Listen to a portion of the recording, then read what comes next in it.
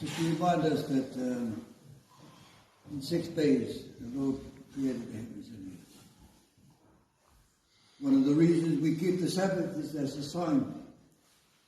And it's going to be more prominent in the not too distant future, the keeping of the Sabbath.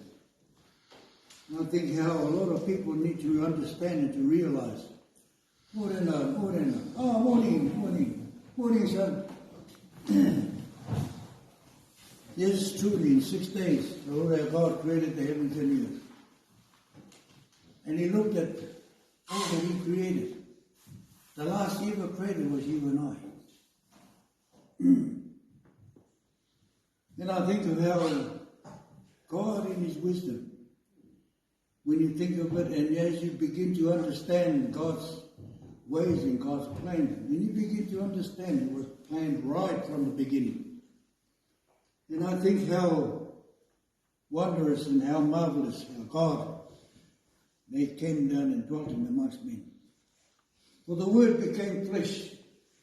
And a lot of people don't really know who God is. Do you know who God is?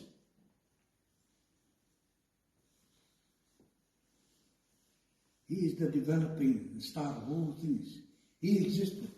He simply existed. Nothing. He was not created. He existed. He was the source of all life in the heavens and the earth. And I think how so many different teachings going around the world today. And how important knowing Jesus really is. There are times when we take things for granted. And the whole world is in that stage now. We have a look what's happening around the world. Knowledge has increased so much so that we've gone further and further away from God. Exactly what Jesus said would happen in the latter days. And what he spoke about was, there shall be wars and rumors of wars. There shall be tribulation, pestilence. And I think how everything's unfolding.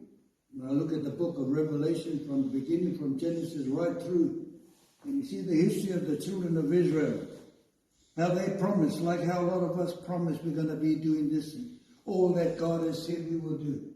And I think how important it is, the keeping of the law. And this is one of the main ones. Keeping of the Sabbath. For the world is made up of 2 classes of people. Those who are obedient to the call and the word of God, and those who are disobedient to the word of God. The 2 teachings that's going in the world today, the 2 classes.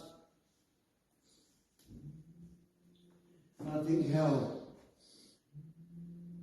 so many have been deceived. Exactly the first condition that Jesus said will cover the world when his disciples asked him how important it is to keep the Sabbath. And I want to share with you something that's been on all this weekend. Actually, I have, when I'm working, I think when I'm driving, I think this is how you slowly develop a spiritual nature in whatever you're doing. You always got God in your mind. And it's the fulfillment of that first commandment. Thou shalt have no other God before me. Anything that comes between you and God becomes an idol. And I've learned through that, and you experience it, and from the experience he gives you the power to overcome. There are times when you doubt. There are times when you're not sure. But during those times, you're right there beside him. As Paul says, for his ear is not far from your lips. And I think how marvelous and how patient and how merciful how God really is. For God is the God of love. He never forces. He's given the same choices he gave to Adam and Eve is the same choices we have today. You choose. Ma wano e whiriwhiri. Ma wano e whakatika. Mau anui whakaeke tō hiahia. This is what it's all about, how to spiritually grow in whatever we're doing, whatever we're not sure of. Talk to him. Because I can tell you, I've experienced the power of the Spirit within those who have looked to him to teach him. Exactly what Jesus said. I will not leave you comfortless, he says. I will send you the Comforter, the Spirit of truth. And he will bring to your remembrance all that you have heard. And he will teach you things.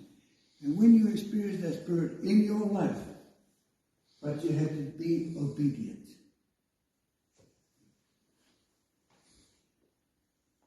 Listening and words without action is of no value. People say, I've heard people say in here in this church, I love God. Yeah. And I said, hey. And at the same time they say, we don't need the Lord. And this is how far that even what Paul describes it. Well, Satan can make himself look like an angel of light. But by their fruit shall you know them.